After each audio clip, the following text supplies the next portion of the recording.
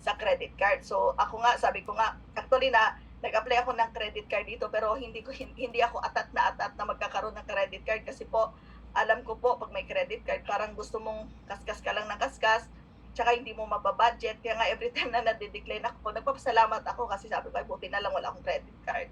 So napakahirap talaga pag may credit card tayo, di ba? And yon, so we should have emergency fund. So ano ba yung emergency fund?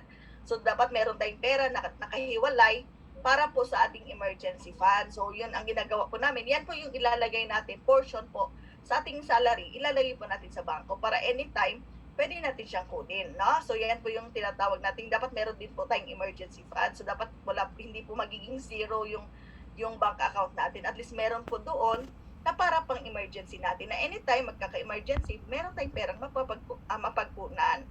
Yan. And the last is the investment. So pag nakumpleto natin to lahat, saka pa tayo kukuha ng mga investment. So pwede tayo mag-invest ng bahay, or kung mga anong investment gusto natin, or mga gusto natin yung mga real estate investment. So yun pa yung time na kukuha tayo. No? So dito namin na-realize na dapat pala i-secure muna natin yung baba bago tayo mag-ano ng ibang investment. Marami din po kaming real estate investment, pero the time na nag-join kami sa IMG, doon namin na-realize napaka-importante pala na i-secure natin yung ating pinakababa, especially the healthcare, no? Yan. So ngayon ito yung ano natin, di ba? So how to increase the cash flow? Paano natin i-increase yung ating cash flow? So una-una, i-reduce natin yung ating mga expenses. So di ba, sabi ko, i-review natin yung expenses. So as much as possible, i-reduce natin siya, no? So for example, yung sa Meralco, so imbis na kami dito, sabi ko nga, pasalamat din ako nasa Baguio kami, so hindi na kami nag-aircon. So yun, nare-reduce namin yung expenses namin, no? So yung tubig, so i-reduce din namin, so hindi kumbaga, kumaligo kami, gamitan namin ng tabo or something na, maghugas ng plato, kumbaga, yun, i-review natin yun, paano tayo makakatipid sa mga expenses natin. And kung hindi talaga kaya, yan, we should increase our income, no? So yan, maraming way paano mag-increase ng income. So pwede tayong magbenta kung ano yung pwede nating maibenta, or kung magaling tayo magluto, magbebenta tayo ng mga ulam, or kung magaling tayo kung ano yung mga talent natin, pwede po natin gamitin yan para mag-increase yung ating income. So napaka-importante yan, no, na kahit may sweldo tayo, no, increase din natin yung ating income para mabilis po yung ating pag-save, mabilis yung ating pag-iipon. Yan. So ngayon, ito po yung tinuturo natin, di ba?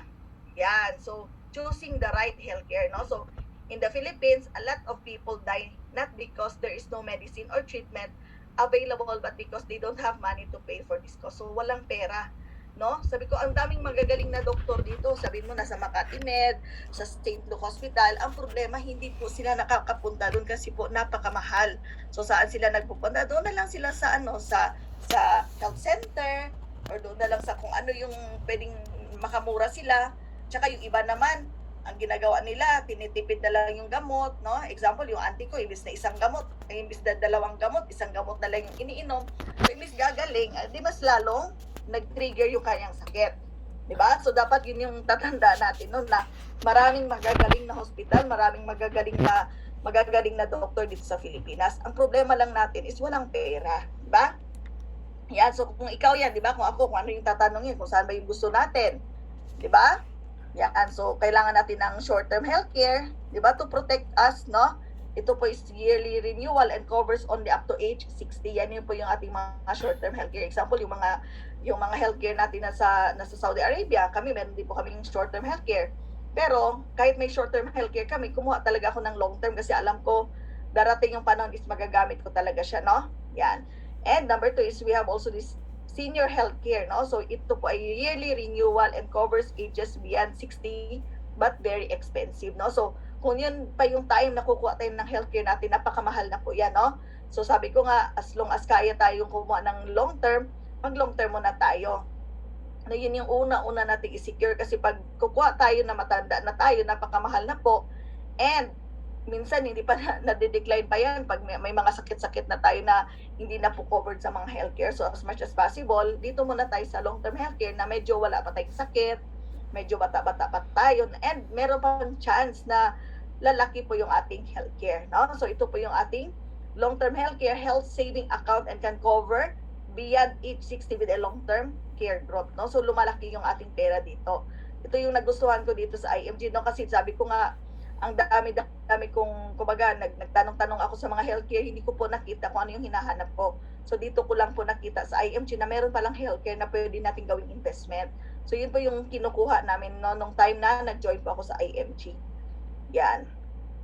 So kung akong tatanungin, 'di ba? Saan yung gusto natin dito ba sa executive?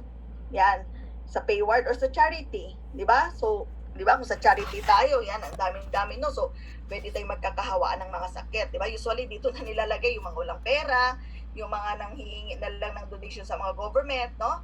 So paglabas natin, yan, hawa-hawaan na tayo sa mga sakit. So kung ako yung tatanungin, mas gusto ko yung executive kasi nga sa executive, sabi nga executive, no? Kumbaga lahat ng attention, lahat ng care nandito dito po binibigay. So meron